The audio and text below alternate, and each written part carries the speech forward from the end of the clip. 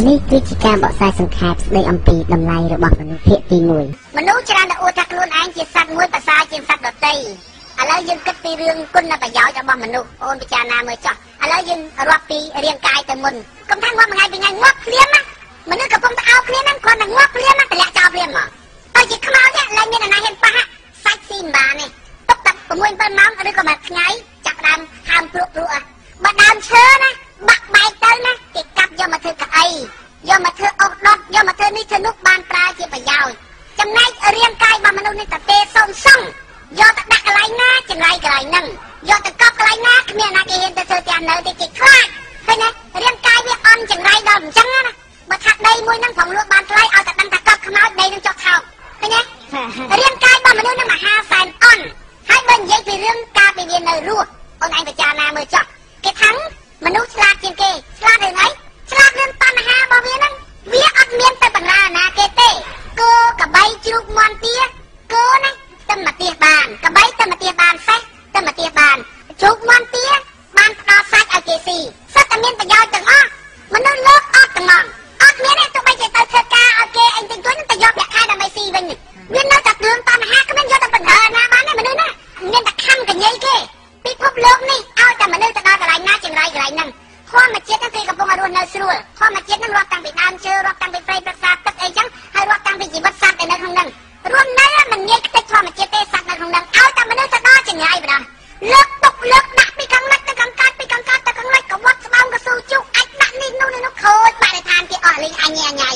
ហើយក្នុងពេលដែលវារស់ហ្នឹងអត់បណ្ដាប្រយោជន៍ពីណាទេគោកបីបណ្ដាប្រយោជន៍យើងណាដល់ពេលយើងអត់មានបណ្ដាប្រយោជន៍ពីណាទេគឺបណ្ដាបញ្ហាខ្លួនឯងហ្នឹងហ្មងគឺតែជឿនយកមកស៊ីជឿនយកមកកាយយកមកអីពេលដែលងាប់ទៅតែទៀតចង្រៃកន្លែងទៀតដូចបងនិយាយមិនចឹងងាប់កប់កន្លែងណាចង្រៃកន្លែងហ្នឹងអូនឯងគិតមកមើលពេលរស់ចង្រៃដល់អ្នកដទៃពេលងាប់ទៅចង្រៃទៀតអូនឯងរកប្រយោជន៍មើលរកអីមិនឃើញទេណាអន់ជាងសត្វដែលឆានទៀតណាត្រង់ចំណុចហ្នឹងដែលប្រពុតប្រាប់រំគ្រូនៃយើងព្រះអង្គថាពិចារណាដល់ចិត្តស្ងប់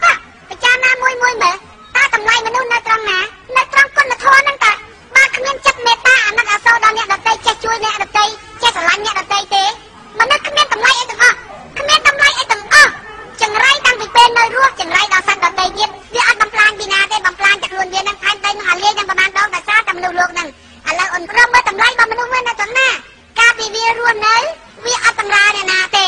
វាតម្រាតែតណ្ហាខ្លួនវាងាប់ទៅចង្រៃគេចង្រៃឯងកាលនៅរស់ចង្រៃគេចង្រៃឯងអូនមើលសាច់ខ្លួនឯងមិនតែរស់បានប៉ុណ្ណឹងអូនច្រាស់ជ្រាំសាច់គេអស់ប្រហែល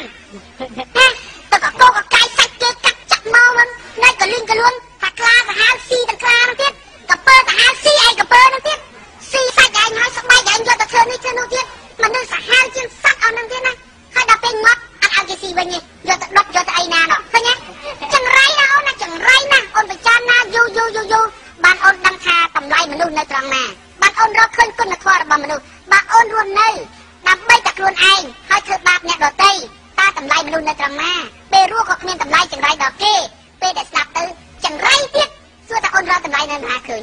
ពិចារណាយូរការបណ្ដុះគុណធម៌ណាការអាណិតអាសូរស្រឡាញ់ដល់អ្នកដទៃហ្នឹងការចេះជួយអ្នកដទៃហ្នឹងនឹងហើយគឺជាតម្លៃពិតប្រាកដរបស់មនុស្សនៅតែត្រង់ហ្នឹងបើរកមិនឃើញតាមហ្នឹងទេមនុស្សចង្រៃណាអូនពិចារណាមើលត្រង់ចំណុចហ្នឹងដែលយើងសួរខ្លួនយើងថាតើយើងប្រើជីវិតដើម្បីអ្វីយើងមានជីវិតមកហើយយើងប្រើជីវិតដើម្បីអ្វីមនុស្សច្រើនណាស់គាត់ចេះតែខ្លាចងាប់ហើយគាត់ទុកជីវិតបងប្អូនតែគិតអញ្ចេះខ្ញុំធ្លាប់និយាយហើយថាឧបមាថាបើងាប់យើងថាឈឺណាស់ងាប់ហ្នឹងប៉ុន្តែក្នុងមួយជីវិតរបស់យើងងាប់តែម្ដងដូចគ្នា8 9 10ងាប់ក៏ឈឺណាស់តែម្ដងទៅដល់70ងាប់ក៏ឈឺណាស់តែម្ដងខ្ញុំណាស់អាណិតមែនតើប្រជាប្រដ្ឋ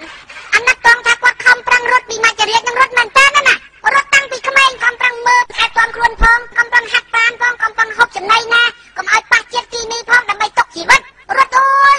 អាមច្ចរាជនឹងតបាក់ខឹបតាមក្រោយរហូតរត់អ្នកខ្លះរត់បានដល់70 80ក្រើបដដែលមច្ចរាជមកទាន់ខំក្រើបដដែលអត់រត់សោះតែហ្មងរត់ទៅដល់ចិត្តក៏ងាប់រត់ទៅដល់60ក៏ងាប់អា5 6 10ក៏ងាប់អ្នកខ្លះគេនិយាយថា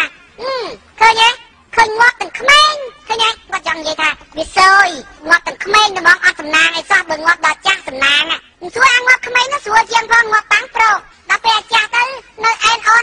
លើក្រែនឹងដើរទៅណាមិនរួចប្រែតែខ្លួនមិនរួចជាងកាត់10ឆ្នាំឯណោះនៅលើក្រែនោះមុននឹងងាប់វេទនាចិត្តងាប់ហើយមិនគាត់ថាដល់ពេលចាស់ទៅស្រួលអត់មានរឿងស្រួលទេពិចារណាបានតាមមើលអញ្ចឹងសួរថា មុននឹងក្រោយងាប់ដូចតែគ្នាពេលតែងាប់គឺឈឺម្ដងដូចតែគ្នាសួរថាតើប្រើជីវិតដើម្បីអ្វីយើងចង់រស់យូរប៉ុន្តែថាយើងចង់រស់យូរប៉ុន្តែសួរថារស់យូរដើម្បីអ្វីបើរស់យូរដើម្បីសន្សំអំពើអាក្រក់ជាការបំផ្លាញប្រយោជន៍ក្នុងពេលបច្ចុប្បន្នផងបំផ្លាញប្រយោជន៍ទៅក្នុងបរៈលោកផងសួររស់ធ្វើអីមនុស្សរស់ដើម្បីរកប្រយោជន៍ក្នុងបច្ចុប្បន្នផងប្រយោជន៍ក្នុងបរៈលោកផងពីព្រោះយើងទៅមុខទៀតតាមការត្រាស់ដឹងរបស់ពុទ្ធហើយយើងសិក្សាទៅវាទៅមុខទៀតយើងទៅមុខទៀតអញ្ចឹងយើងត្រូវប្រើជីវិតឲ្យបានជាប្រយោជន៍ក្នុងបច្ចុប្បន្នផងទៅក្នុងបរៈលោកផងអានឹងជីវិតត្រូវប្រើក្នុងថ្ងៃហ្នឹងអញ្ចឹងបើជីវិតវាសឹករិចរើវាគ្រោះថ្នាក់ឬក៏វាស្លាប់ក្នុងដំណើររកប្រយោជន៍ក្នុងបច្ចុប្បន្នរកប្រយោជន៍ក្នុងពេលអនាគតគឺប្រយោជន៍ក្នុងពេលទៅខាងមុខឲ្យវាងាប់ទៅឲ្យវាសឹករិចរើទៅព្រោះជីវិតគេប្រើមកដើម្បីរកប្រយោជន៍ក្នុងពេលបច្ចុប្បន្ននិងប្រយោជន៍ក្នុងពេលទៅមុខហើយបើវាធ្វើដំណើរក្នុងផ្លូវហ្នឹងទៅវាសឹករិចរើឲ្យវារិចរើទៅឧបមាថាយើងទិញឡានមួយយកមកចងព្យួរគេសួរថាហេតុតែបានយកឡានមកចងព្យួរអញខ្លាចសឹកហើយសួរយកមកធ្វើអីមនុស្សឈួតសឹកនេះទិញឡានយកមកព្យួរដូចគ្នាមួយជីវិតហើយមិនហ៊ានធ្វើសេចក្តីល្អហើយតែមិនមានធ្វើសេចក្តីល្អអញខ្លាចងាប់យើងខ្លាចសឹករិចរើជីវិតយើងក្នុងដំណើរធ្វើល្អយើងពិចារណាមើលជីវិតប្រើក្នុងដំណើរធ្វើប្រយោជន៍ក្នុងបច្ចុប្បន្ននិងប្រយោជន៍ទៅក្នុងបរៈលោកពីព្រោះមនុស្សរកប្រយោជន៍ក៏ប៉ុន្តែមនុស្សវាច្រឡំប្រយោជន៍ជួនកាលត្រូវប្រយោជន៍បច្ចុប្បន្នខុសប្រយោជន៍បរៈលោកហេតុអ្វីបានជាវាខុសពីព្រោះវាអវិជ្ជាវាថាងាប់ទៅសូន្យហើយវាយល់អញ្ចឹងដល់ពេលអញ្ចឹងវាគិតថាវាមកសុបាយក្នុងពេលបច្ចុប្បន្នហើយប្រពុតលោកប្រាប់ថាដែលហេតុថាសុខនោះគឺស្ងប់សូម្បីតែគ្មានទ្រព្យសម្បត្តិសូម្បីតែកើតមករូបអាក្រក់ក៏នៅតែស្ងប់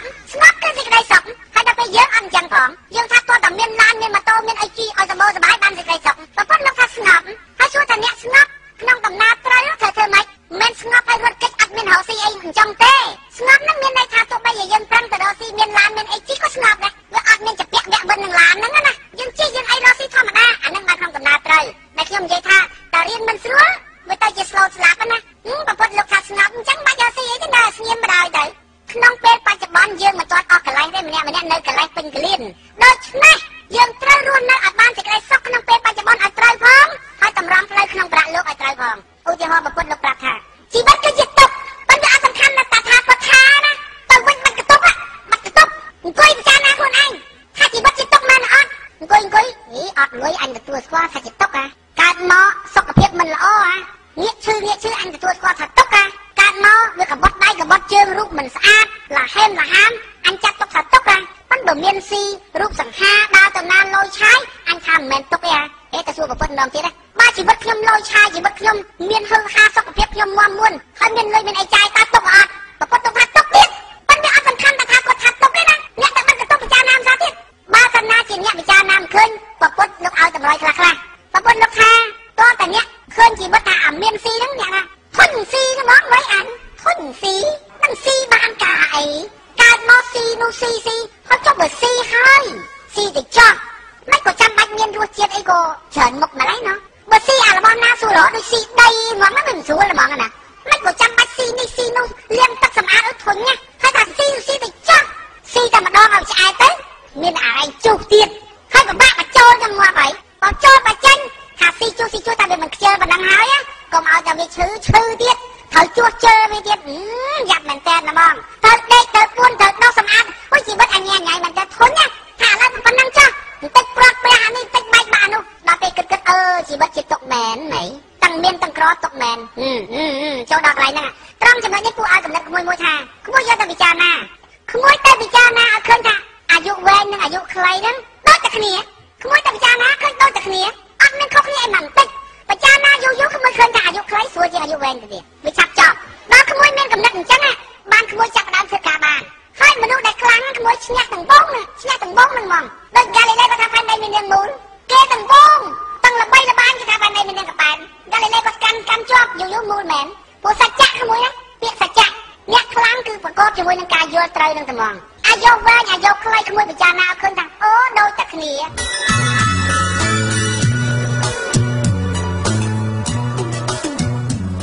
នេះគឺជាការបកស្រាយសង្ខេបដែលយុវជនគួរយល់ដឹងស្ដីអំពីយុវជននិងសេចក្តីស្រឡាញ់ដើម្បីពាក់ប្តីឲ្យនៅផ្ទះណាស្រីល្អស្រីគ្រប់លក្ខពិតប្រាកដមិនមែនជិះម៉ូតូតាមប្តីទេមិនដាក់ម៉ូតូដុបទៅតាមមើលប្តីទេថោកស្រីអញ្ចឹងថោកអត់លើកតម្លៃខ្លួនឯងដើម្បីពាក់ប្តីឲ្យនៅផ្ទះធ្វើម៉េចរៀបចំទុកដាក់ឲ្យបាននៅផ្ទះធ្វើមិន